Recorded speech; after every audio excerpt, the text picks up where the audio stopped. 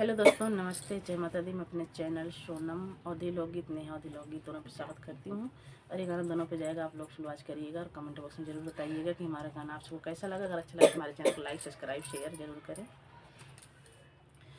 पातर मोरे राम हो पातर कारी हैया, पातर मोरे राम हो पातर कारी हैया। बैठो मोरे राम हो डोलाई रसा बेनिया, बैठो मोरे राम हो डोलाई रसा बेनिया।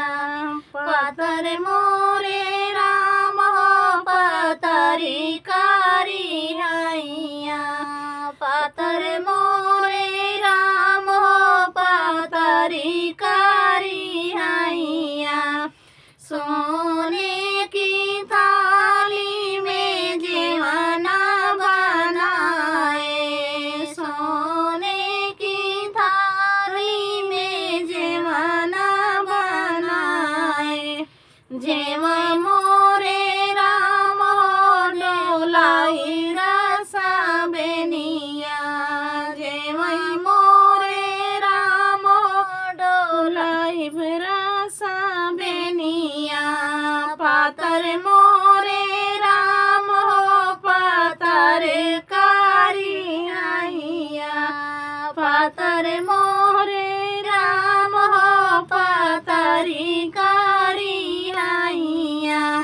बैठो मोरे राम हो डोलाई बिरासा बेनिया, बैठो मोरे राम हो डोलाई बिरासा बेनिया। पातर मोरे राम हो पातरी कारी हैया। झाझरे गेरुआवा गंगा जल पानी, झाझरे गेरुआवा गंगा जल पानी। घूटा मोरे राम हो डोलाई बिरसा बेनिया, घूटा मोरे राम हो डोलाई बिरसा बेनिया। पातर मोरे राम हो पातरी कारी हैया, पातर मोरे राम हो पातरी कारी हैया।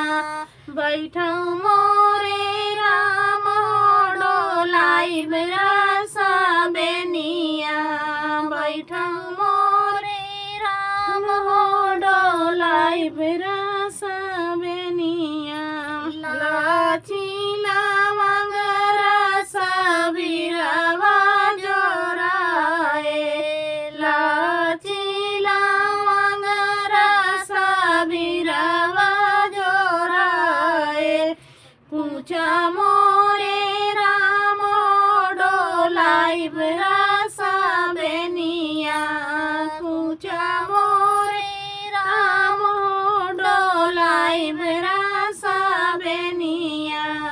पातर मोरे राम हो पातरी कारी हैया, पातर मोरे राम हो पातरी कारी हैया।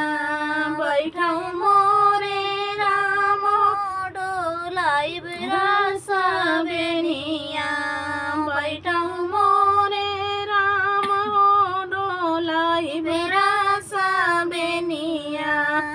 फुलाई बिनी चुनी से जिया लगाए, फुलाई बिनी चुनी से जिया लगाए। सुता मोरे राम हो डोलाई बिरसा बेनिया, सुता मोरे राम हो डोलाई बिरसा बेनिया। पातर मोरे राम हो पातरी कारी हैया, पातर मोरे राम हो पा बैठौ मोरे राम डोलाइब रास बेनिया बैठौ